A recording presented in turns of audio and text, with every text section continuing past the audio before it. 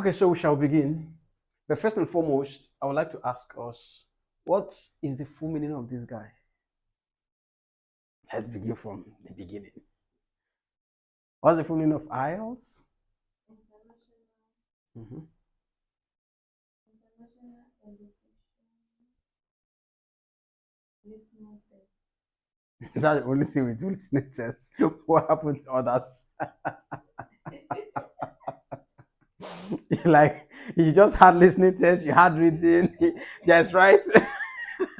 So, if this is international education listening test, all right, nice attempt. Okay, do you have any idea? Okay, so this is International English Language Testing System. That's what it means.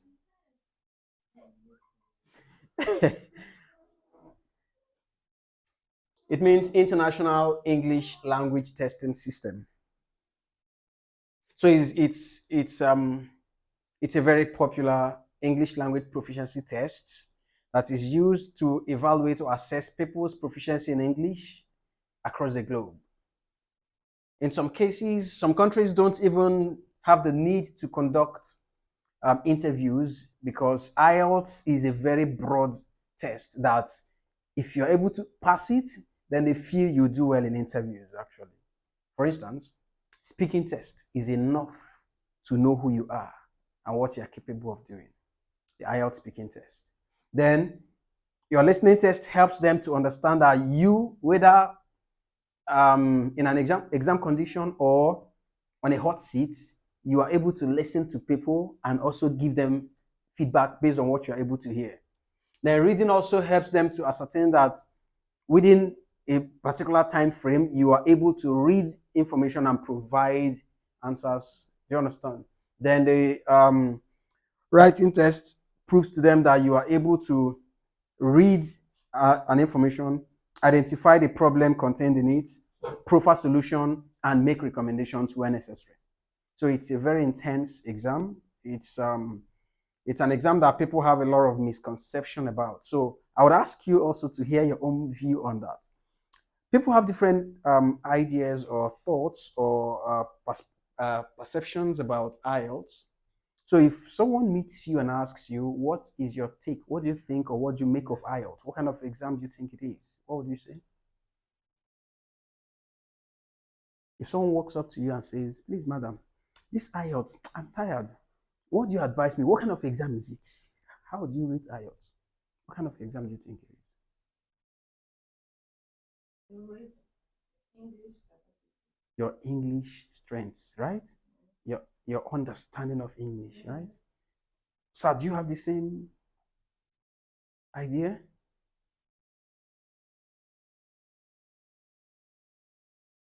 What would you rate IELTS to be?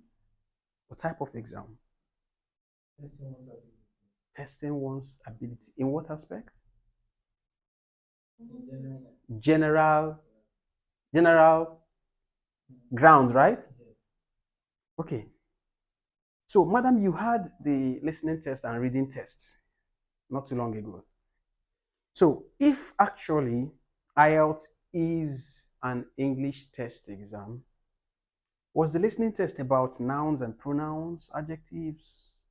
No. Right? They didn't ask you anything about that. So, what is the English now? English is supposed to cover nouns, right? Informal letter. It takes you outside those things and places you in front of real life experience, right? And then the good thing about IELTS is it has nothing to do with your country. IELTS has nothing to do with your country. IELTS tests you on global practices. So they expect you to have global knowledge, things happening around the world, not your country. Did they ever ask you about Boko Haram? They don't ask you about ongoing non-men or non-gunmen. So it's none of their business, right? They want to test you because they know that you are not coming to Nigeria. You are coming to their own country. So they want to be sure that you can communicate with their people when you come there. They want to be sure that you are a problem solver and not a problem to their country. So that's why they give you questions that contain challenges or problem or situation or concern. And they give it to you and tell you that in 40 minutes, please solve this question. That's a problem. They want to be sure you can solve problem on the spot. Something you didn't prepare for, right? Aha. This is IELTS for you. So IELTS, to me, IELTS, it's way beyond an English exam. It is an intellectual exam written in English language. There is the French version of IELTS. There is the French version. It's called TEF. So it's the misconception a lot of people have, and because, for instance, Nigeria as a country is known as an English-speaking country, although we have native and 3 major languages, but English is lingua franca, our official language, right? So because of that, some Nigerians will say that, why do I need to stress myself to prepare for IELTS since it's an English exam? And in my country, we blow English very well. So they now feel relaxed. So when they get into the exam hall and they see the question, they don't know where to start from. It's usually something they least expect when they get to the exam hall. So that's why we tell people, prepare for IELTS. Don't take IELTS for granted, else IELTS will mess the test taker up. Now, where do IELTS questions come from?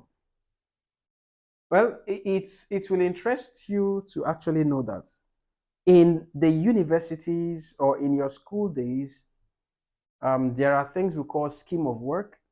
There are things we call course outline, where that you are given and you are expected to go and study those areas. Hopefully, that's where your questions will come from, right? But IELTS does not have course outline. There's no course outline in IELTS. They will only tell you that IELTS question has, or IELTS as an exam has 4 testing areas. So IELTS tests you on listening, reading, writing, and speaking. These are the 4 places or areas or modules you're going to be tested on. But where the questions will come from, we don't know. So where will you concentrate? You don't know. So what is IELTS looking for? Read vast. Have global knowledge. Be vast in your level of exposure. Be vast in your interactions. Be vast in your acquaintance or know-how on the global experience, global practices, global happenings. Know all of these things. So it's more like telling you to be what do they call that? Jack of all trades, master of none. Master of none, but know everything around you. So now, where do the IELTS questions come from? IELTS questions can come from anywhere. It can come from arts. It can come from entertainment. It can come from culture. It can come from education. It can come from health. It can come from the internet, the information and technology. It can come from family. It can come from plants, animals, viruses, diseases, infections. It can come from education. It can come from anywhere. So how do you know where exactly to focus? Nobody knows. So this is what makes IELTS a very interesting exam. And some people who don't believe in taking up difficult tasks don't choose IELTS exam. They go for some other ones that they would like to write. But the irony of it is those other ones may not be globally accepted. But IELTS is anywhere in the world you present IELTS is well accepted and recognized, right? So how do you prepare for your IELTS exams? You need to begin to improve on your reading culture.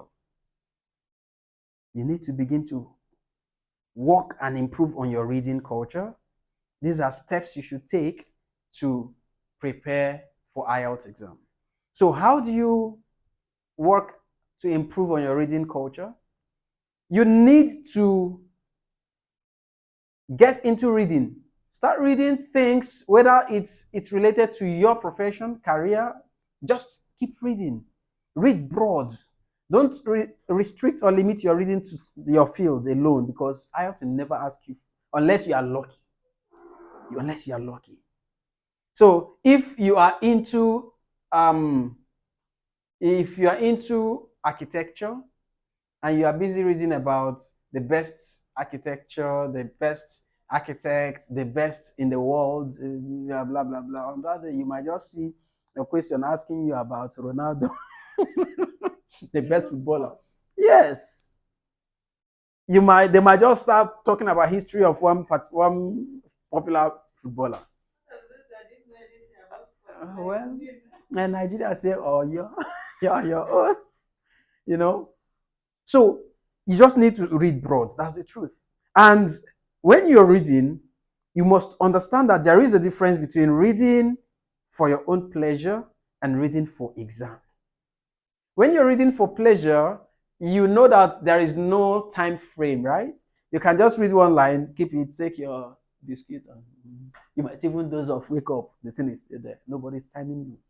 But in IELTS, any second you miss counts. In IELTS, the time runs faster than normal. I remember when I said you have 32 minutes, my mother said, yeah. It was least expected. How? We just started not too long ago. It's now 30 something minutes. That's IELTS for you. The time runs faster than normal. So you need to begin to read within a timed condition. So if you want to read newspaper, for instance, you want to read Vanguard, or you want to read any foreign newspaper, time yourself. Just say to yourself, in 10 minutes, I want to complete the whole pages here. So that will help you to begin to increase your speed of reading. Let's take, for instance, if I call a GSS1 or GSS2 student who has built and developed the culture of reading novels, perhaps in a month or in a week, the person can read about 7 novels in a week. If I bring such student here and give you the same passage, while you are still treating question 5, that child will be in question 21. Do you know that? It has happened. And the irony of it is, while we are struggling with 19 over 40, that child is scoring 38 over 40. Because the child has built the habit of reading within the shortest time possible. The child has come across different vocabularies that they become so familiar with them. The child is able to read in between lines at very short time. So what he or she needs to do is just look at has pictured everything, flip to the next page. But you read and come back. I don't understand. You go back again. You go. I don't know if you understand the difference. So you need to build that reading culture, and you need to also work on your reading speed. Now, another thing you want to do to improve and prepare for your IELTS is you need to manage what you watch and listen to. You need to manage what you watch and listen to.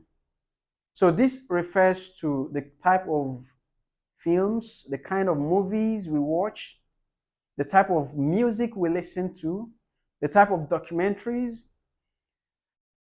Now, in preparation for IELTS, try as much as possible to watch movies that are produced by native English speakers. Not, you don't come over, the woman goes to Pekin, police don't grab your copies now. Those will not help us. Those are home movies. They only tell you, oh, Shongo, disappear now. Yeah, they won't help you. But IELTS listening test, for instance, you don't get to see the words except the fact that you are given the booklet. So what if it's a word you are not familiar with? Because while you were taking on your listening test, I'm sure this happened very well. While you were taking on your listening test, the first section, madam, you got lost at some point. You didn't even know where they were talking about at some point. I heard that expression. Why did that happen? Because we have conditioned our mind that we are going to hear the audios, read exactly what is written in your question paper. But at some point, you are not hearing, so you got lost. You don't even know where they were treating, and you've missed some answers, right? So this is because we are not so conversant with lots of vocabularies, synonyms. So when the audio was busy paraphrasing the words that you are looking at, you didn't realize that they are treating number one. And so when the answer was said, you didn't know. Now, if you do a lot of foreign content, such as the BBC News, the CNN, do more of foreign movies that don't have subtitles, or those ones they write what they are saying. You know, when you're watching, they are speaking and they're writing them. Most Nigerians, what they are doing is not watching the movie, they are reading so that they will catch up with the conversation. So you need to avoid such contents. Go for the ones that don't have any subtitles. Go for the ones that the English is that of the native speakers, not the one that sounds like, thank you, God bless you, namaste, just a little time, I will be there. That's not native speaker.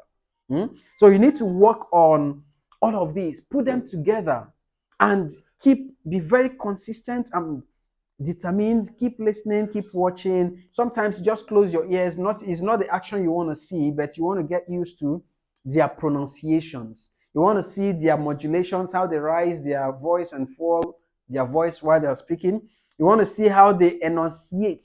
You want to see how they fluently speak. These are things that will prepare you, because the more you listen to these things, the more you get used to their own way of speaking. And then you also want to consider doing podcasts. Podcasts. Most times, podcasts may be audio podcasts. So you don't even see anything. You don't watch people. You just listen. So once you're listening to podcasts and you can hear what they are saying, you are preparing for your listening test. You are seriously preparing for your listening test. Now, at some point, when you compare the little children of this generation to the children of 10 years ago, you will notice that the children of this generation are 100 times faster in grabbing the foreign accents. The reason is cartoon. For the adults who are of this generation, their reason is Netflix. So in Netflixing, they do a lot of foreign movies straight. And they play games, they watch cartoons. So they are so accustomed to how the foreigners, the native speakers, how they pronounce their words. You tell someone, how do you pronounce this guy here? How do we pronounce this, madam? Education. Okay, the same thing, right? Perfect. But that's incorrect, according to the native speakers. It's not pronounced as education, it's pronounced as education. Edu, the D is not do, it's G. Right? So these are some things, when you look at someone, you say, how do you pronounce this word? And the person says schedule. That's correct, yes, but it's wrong too. It's schedule is also incorrect. Yes, it can be sh, it can be sk. But what about this guy here? So these are things you want to work on. You pronounce that as schedule or schedule. Do you understand? So we are engrossed in our own type of English. Like when I was taking the speaking test, I was correcting the lady that we speak our own Nigerian English, not the English they brought to us. Because by default, they colonized your country and they taught you your English, their own English, the English you speak. So why are they putting you to test after bringing their own English to you and they're still testing you on their own English? The reason is because people have left the English. People will not speak your own English. So all those conflicting English that we speak, come and be going. How? Somebody cannot be coming and at the same time going. It's not possible. That's confusion. You can't tell someone you are discussing with someone and all of a sudden you need to go get something very quickly and you're telling the person I'm coming while you are going. That's conflict. Your English has comma. And that's what we speak. So you tend to do a lot of listening of foreign contents, go do a lot of podcasts, do a lot of foreign contents. It could be music, it could be movie, it could be their news, listen and all of that. You could also go for documentaries. All of those things will help you to improve on your listening skill and your speed. Then for your writing, you need to work on spellings. Very basic spellings. Because if your spellings are bad, every wrongly spelled word makes your answer incorrect. Even if it's just a letter that is omitted or a letter that is added, is incorrect. So you need to learn to improve on your spellings. And to also improve on your spellings, you need to build vocabularies. Because your IELTS listening test comes out excellently if your spelling ability is okay. You remember, you listen and you spell by yourself. So if your spelling has issues, then when you hear the correct answer, you write the wrong thing. So the whole effort is messed up. Now, when you're also doing the writing proper, maybe you're doing your letter and you're doing your essay writing, and you have very nice ideas, perfect interpretations to questions, then the delivery becomes a problem because you're in every sentence, out of 10 words spelled, 7 may be incorrect. So at that point, nothing is going on well. So you want to build your vocabularies, and IELTS says for you to do well and have nice writing, you are expected to use advanced vocabularies. IELTS says avoid overly or commonly used expressions. We want you to show us that you have in-depth understanding of English. So now, show that to us when you are writing. So when we give you a problem, you identify the problem, interpret it right, and you are making recommendations. While you're delivering that you're writing, we want you to use advanced English. That's what will make you the right candidate for us. So you want to work on your vocabularies. To work on your vocabularies, how do you prepare? Because we don't even know where the questions will come from to begin with. So, and when you're doing your writing, you are expected to use the right terminology for that particular sector where question is coming from. So if a question comes from the IT sector, you don't begin to use farming terminologies or fishing terminologies. Use IT-related terminology, right? So how do you get in tune with that? If it is about hospital health, you don't begin to use education terminologies to talk about hospital health. So you must use the right terminologies for the right situation. So how do you get prepared for all of these? You can use Google. When you go to Google, tell Google, list of advanced vocabularies for essay on agriculture, list of advanced vocabularies for essay on transport. So you will get a list of. So you begin to work on them. And when you get such list of vocabularies, don't just end at having them and learning their spellings.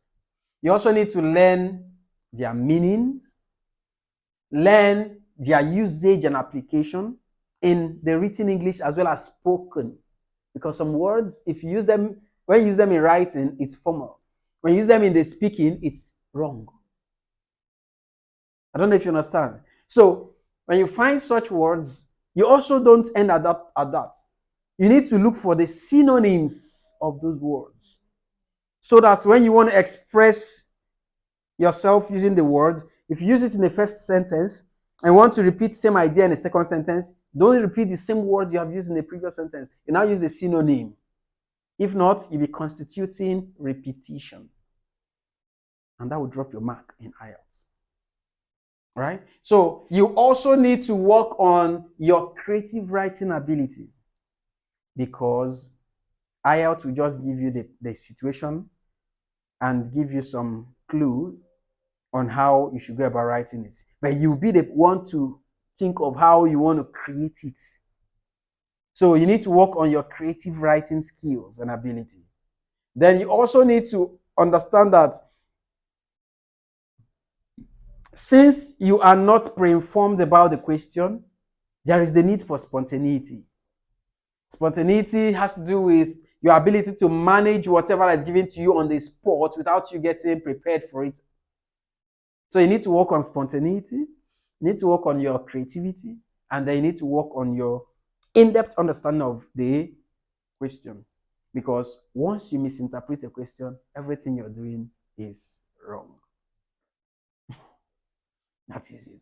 Okay, then for the speaking test, how do you prepare for your speaking test? You need to begin to build the culture of expressing yourself using the right dictions. Yes, you are from a country where there are several languages, dialects, but you are going for an exam that has just one language. So they know the language from A to Z. So when you are speaking to the examiner is listening to you and filtering how you are able to speak. So the examiner is listening to you and looking at your pronunciation of the words. Examiner is listening to you and looking at your sentence structure. Whether you're making short sentences, you won't have a very good mark. But when you make compound and complex sentences, they know you can be very fluent outside that exam condition. There's a difference. When you are speaking normally with someone you have some level of acquaintance, familiarity. So it's different from when you are speaking to an examiner in an exam condition. So there are certain errors examiners will hear. They will know that if not for exam condition, I'm sure you will not have. Right? So how do you now prepare for these? One, reduce your vernacular. Right? So when, for instance, I enjoy when the Yorubas speak what the French call mélanger. Mélanger has to do with mixing maybe English and Yoruba together. She'll better. She gets well. She'll see. There's a way they mix the English and the Yoruba. It sounds like.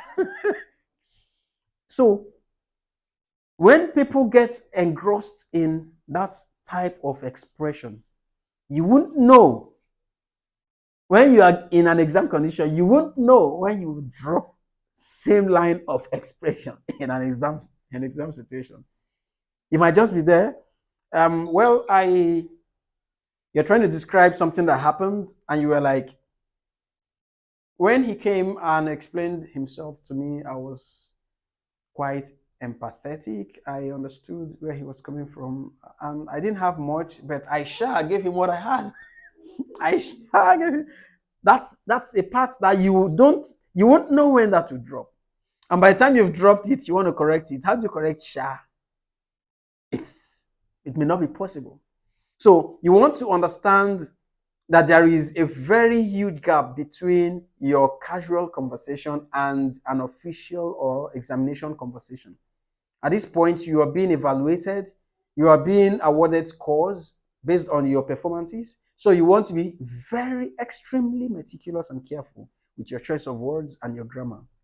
So you want to work on your correct English, even though in Nigeria, our correct English may not still be correct, but we have a way of working things out.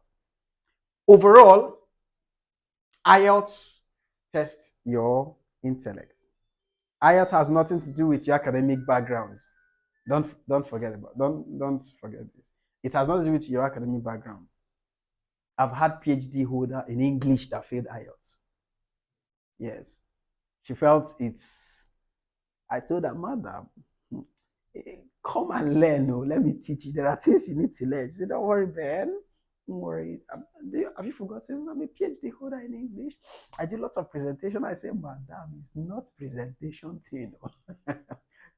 She said, don't worry. So I said, no problem.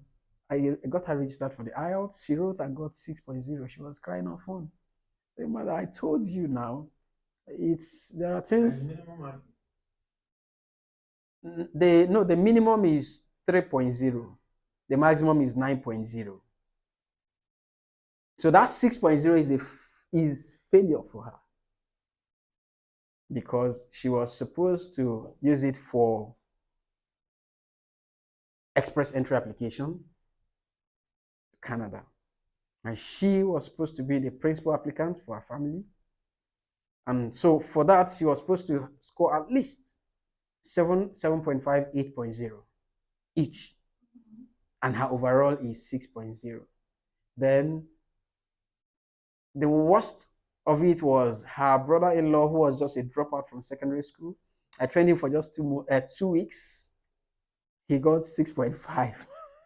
So she was so embarrassed as a PhD. So after that, she had to call me and say she wants to come. I said, I'm here when you're ready. I don't think you have a problem if you learn some of the rudiments and secrets of IELTS. You won't have a problem with your level of exposure. Sometimes these things are not as difficult as people think, but it's just that there are little secrets. Like if IELTS were to mark your scripts, this one you've just done, IELTS to mark a lot of your answers that are correct wrongly. The reason is because most people fail IELTS not because they didn't get their answers right. They got their answers right, but they wrote their answers in the wrong way. When the instruction says, from each of the statements written, identify which statement is true or false or not given. That's what instruction says. And instead of writing true, somebody's writing T, F, NG. The instruction says, let's confirm if the statement is true, not if the statement is T. So when you write T, what does T represent? We don't know. It could be anything. For instance, NG could be Nigeria when you're filling forms. It could be Ngozi, that's the Igbo name. So how do you expect an examiner to think from your own perspective when the examiner is supposed to work based on what he or she is saying? So some people just get their answers all correct, but written wrongly. So people fail IELTS because of ignorance. They are not aware of certain simple rules. Now, there are some persons that will also, during your reading test, you will find your answer from the sentence or the paragraph. And then you write the answer, maybe something like this.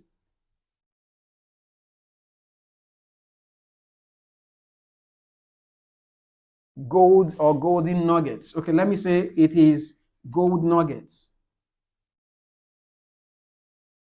This is your answer. Whereas the instruction says, write no more than one word under a number. And you felt that nuggets does not make a lot of sense. How would the examiner know? Because where I'm writing nuggets, there is no sentence there. It's just a word. So it may not make a lot of sense to the examiner. But if I do gold nuggets, it passes the right message. At this point, you got the answer, but you were overthinking and you added this one. So because of this guy, this answer is incorrect. So people just fail IELTS because of inability to understand certain little rules. So you want to know some of these things. You want to learn to interpret instructions correctly. When an instruction says write no more than one word under a number, do not exceed one word. If you exceed one word, automatically your whole effort is messed up. If it says write no more than two words, it doesn't mean you should write two words under that section. No, that's not what it means. But it says write no more than two words. So your answer can be just one word, and it's perfect. It can be two words, but don't exceed. So when you write 3 words under 2 words, automatically your answer is incorrect. And when you write two words, there is high chances that 60% of those 2 words will be wrong, because some questions want only 1 word. And you want to argue that, but it says 2 words. Yes, it says 2 words. But does this question, this one, require 2 words? No. So people just fail IELTS because they don't understand interpretations. They don't understand certain little things they should know. that will help them to stay safe. Okay.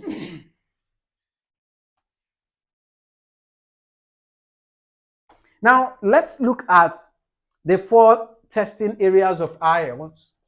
So we have the listening, we have the reading, we have the writing, and of course, we have this speaking test.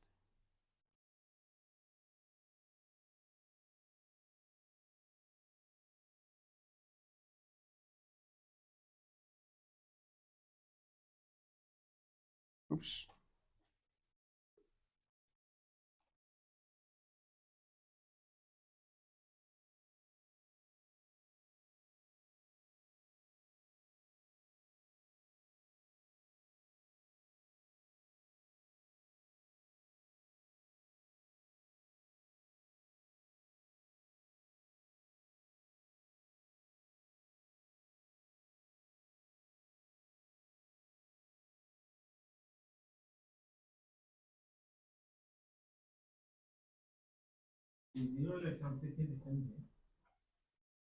If you're doing the paper-based test,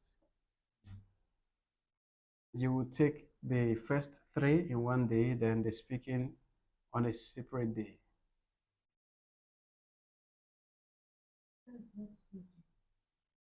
Pardon?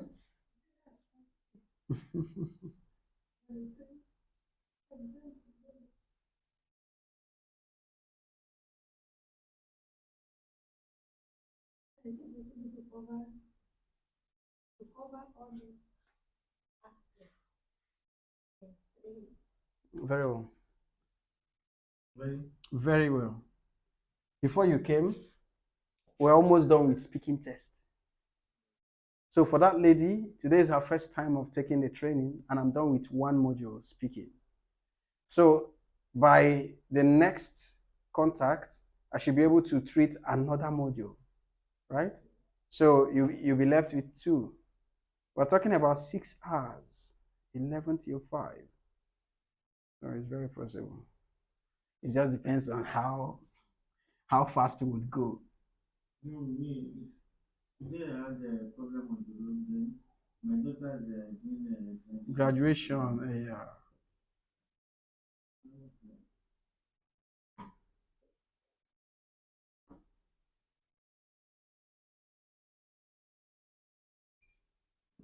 Oops.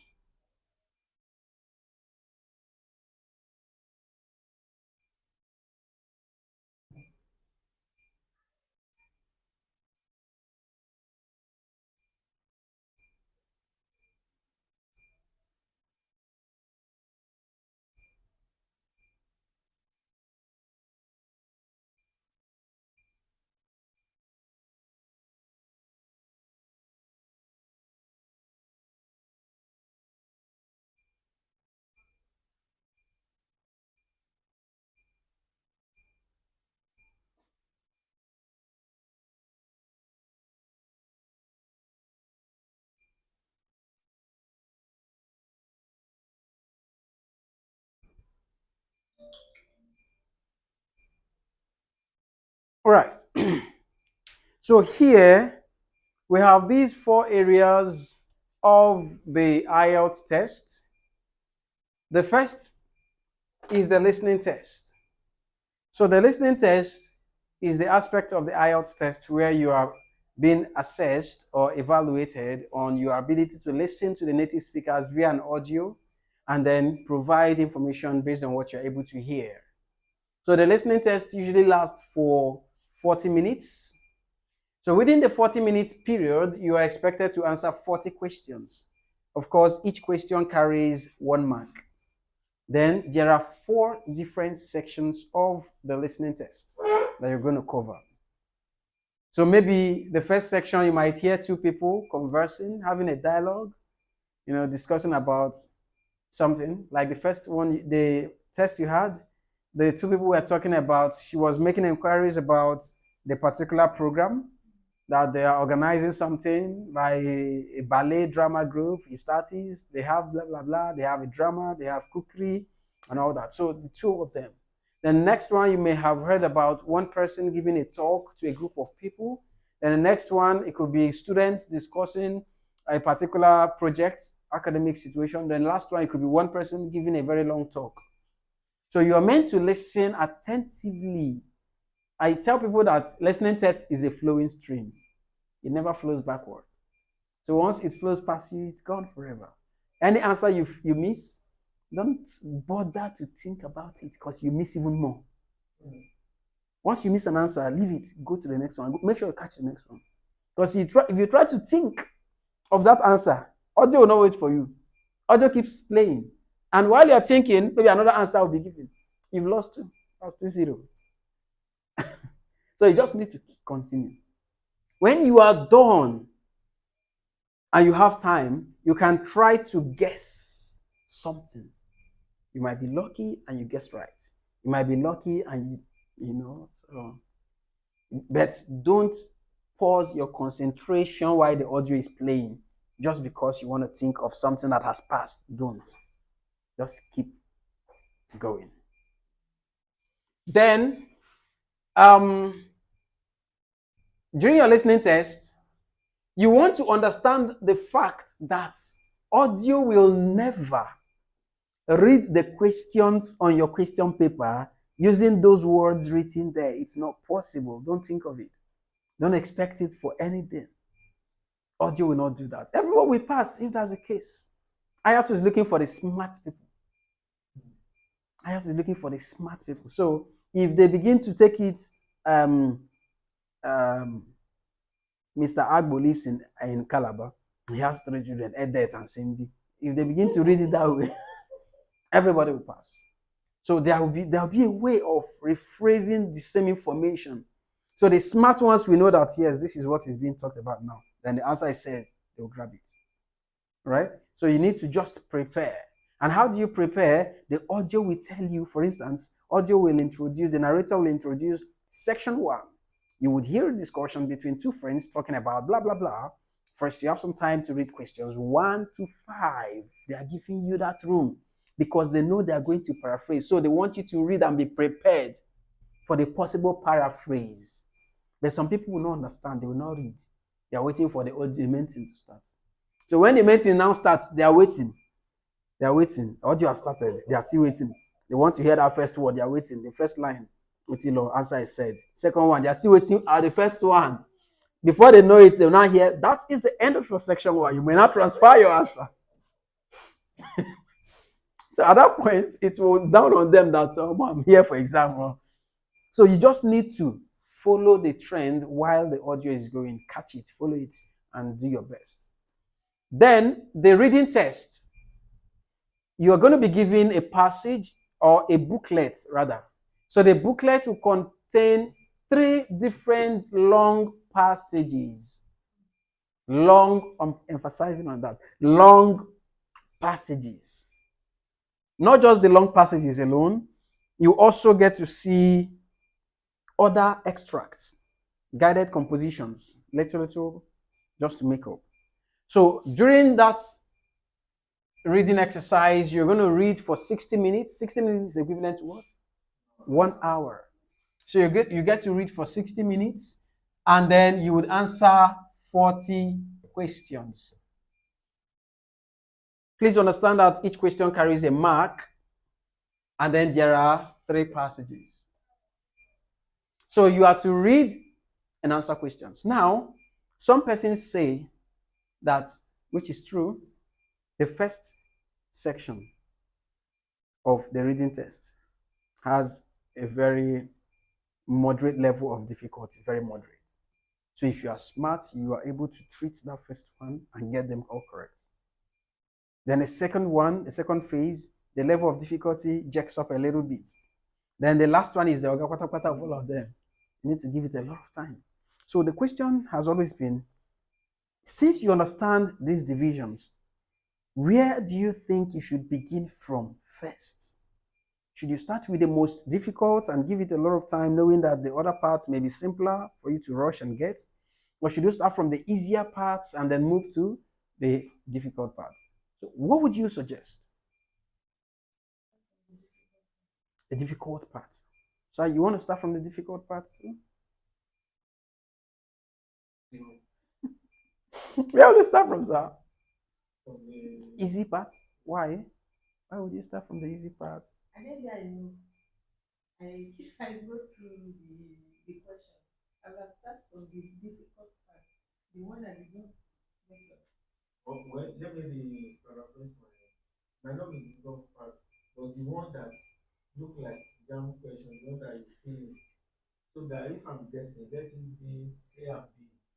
I come there and guess and maybe one or two are okay. Correct.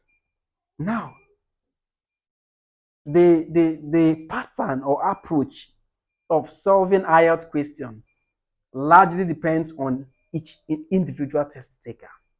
There is no expert that will tell you how best you should approach it.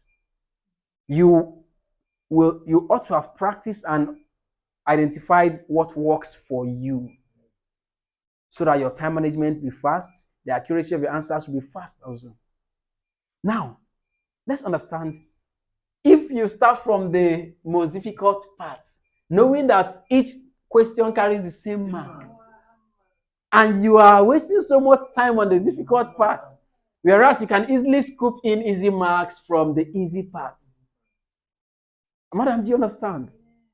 So what happens if you get stuck on those difficult parts and you feel with that year I go nowhere until I find my answer? Before you know it, time is gone. And you say, Mogbe, if I had known, I would have just done this one. So I think, I don't know. Maybe I won't. My only suggestion is practice and identify what would work for you. If I say start from the easy part, there are people that they prefer to finish the difficult part and quickly they're done with the easy ones afterwards. There are people that will start with the easy ones and they do it very fast and have more time for the difficult parts. So it depends. You just have to work and identify what works for you. But the only thing you want to understand is they carry equal mark. Carry equal mark. So please practice and understand. Then the writing test, this is where your creativity and spontaneity are put to test. Now, in writing tests, you spend another 1 hour. Now, within this 60-minute period, you are given two different activities called tasks 1 and 2. Now, task 1 varies. It varies because there are different types of IELTS. We have IELTS for study, we have IELTS for job. So if you are going for study, your task 1 will be different from someone going for job. So the task 1 for someone going for study is called report writing. Report writing. But for someone going for PR, for express entry for jobs, your task 1 is called letter writing. Letter writing. And of course, we know that there are different types of writing. And the IELTS will never tag a question formal writing, this type of writing.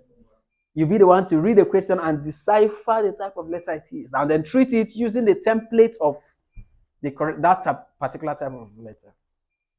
Then, for this task 1, you are expected to write a minimum of 150 words. 150 minimum. How do you count? How to count? You want to check the first line, count how many words you have written. Check the second line, count how many words you've written. Then check the third line, count how many words you've written. So when you look at first line, if you have 6 words, second line you have 7 words, third line you have maybe 7 words. So average, you want to give it maybe 6 words, right? And then you check how many lines you have written over time, multiply by 6. You don't have all the time to start counting 24, 25, just do it that way, it's faster. So you are expected to write a minimum of 150 words, and then you have to spend 20 minutes. 20 minutes for task 1. So the highest rate you would get from task 1 out of the total rate for writing is 33.31%.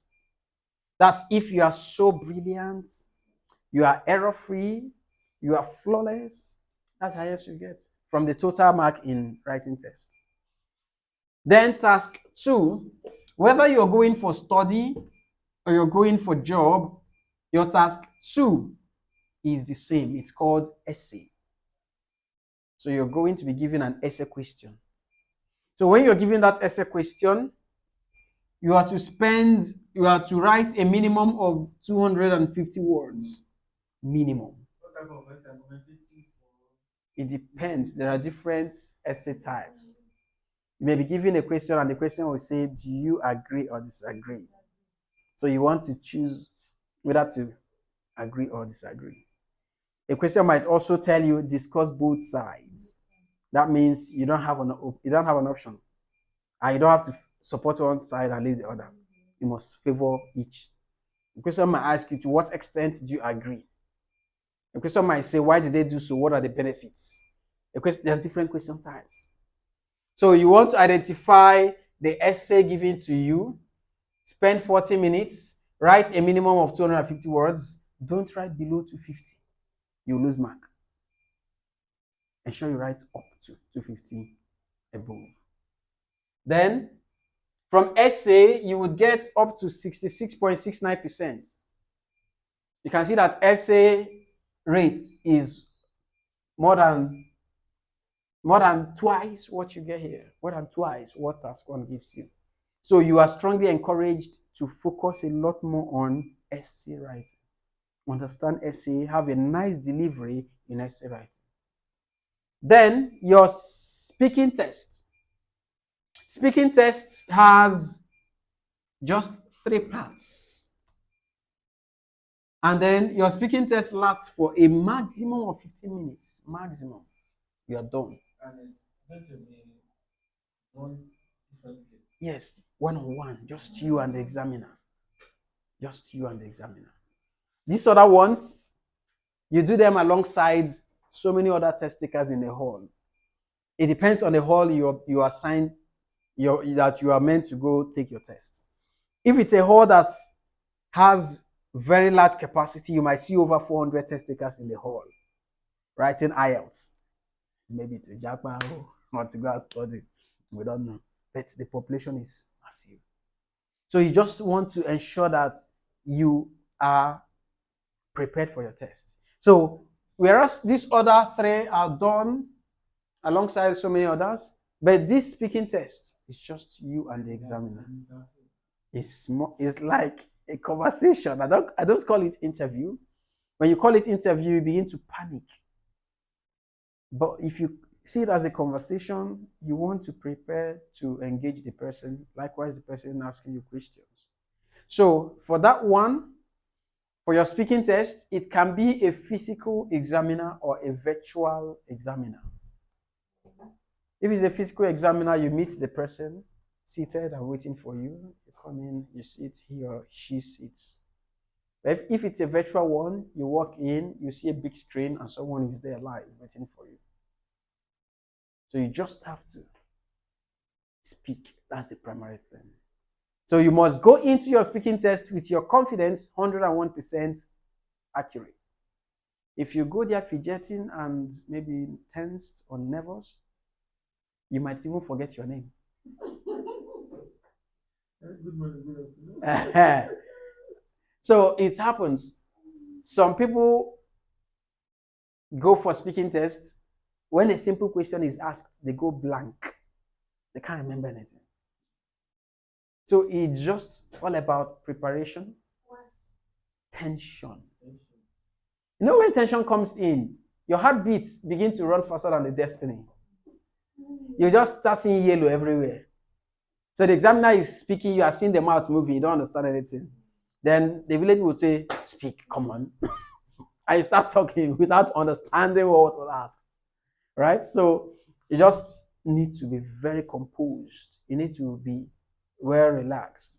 So sometimes you meet an interesting examiner, the person tries to calm you down. When they look at you, they can read that you're tensed. You're not talking at the moment, but your heartbeat will reflect everywhere. It shows here, it shows here, it shows your hands. Then when you start talking, your voice texture will also tell that you are tensed. So they will know. So what do you do most times? You just keep smiling. That's all. Just keep smiling. Because smile will help to cover that facial chances of selling yourself to them. Because when they know that you're tensed, they might fire you questions that will make you. They will drop questions that will become a bomb that you will not, you won't even know what to say at that point, right? So because of course, IELTS is business, right? If everyone keeps acing it in one sitting, at a point nobody will come back, right? So sometimes the more people write, the more money they make. So you just need to prepare. It is something you should tell yourself, I would like to write this just once. Don't be a customer to them. It's not worth it. Especially now that the fee has increased. So you just have to put in your best. All right, so these are the different testing areas of IELTS. Testing areas. All you need to do is you have materials already. You can get started with your self practices. Begin to practice your listening test. Even if you're not practicing to score yourself, you can practice and close your eyes, listen to the audio, begin to get used to their pronunciation. Don't start writing, because once you pick up your pen and paper, tension will walk close by. And by the time you do one, you are getting 4.0 overall band score. You do another one, you start getting demoralized. You start thinking twice whether this one is stressing me. It's not because of my children. Why am I even supposed to stress myself? Honestly, if they want to write this exam, I don't have any. They will pass. That one I had last year during summer. Some families brought their children here. Just as 2 children. They were smashing IELTS. That's 8 over 40. That's 9 over 40. When I give. You cannot be the principal. No, they were just preparing for one. The parent said the one in GSS2. The parent brought her because the siblings are coming here. So he doesn't want her to stay at home. And she came, she was even beating everyone in the class. They just S2 came. Why the other ones in SS2, they were preparing for study abroad. So the parents wanted them to come and take the IELTS test so that when they go back to school, they focus on WAEC. When they come back, they wrote and passed. So they were just going for their WAEC. After WAEC, everybody, they will go. It was very seamless for them, very simple. They wrote the exam. They wrote and passed. They were having very high band scores. And of course, my training is usually more difficult than the main exam. But that doesn't mean you not take it serious. That's the way it is. So you just need to put in lots of practice. We shall actually begin. Please, sir, can we make it early next week? Yes. Because by next week, I would like us to complete 2 different modules. Next week, 2.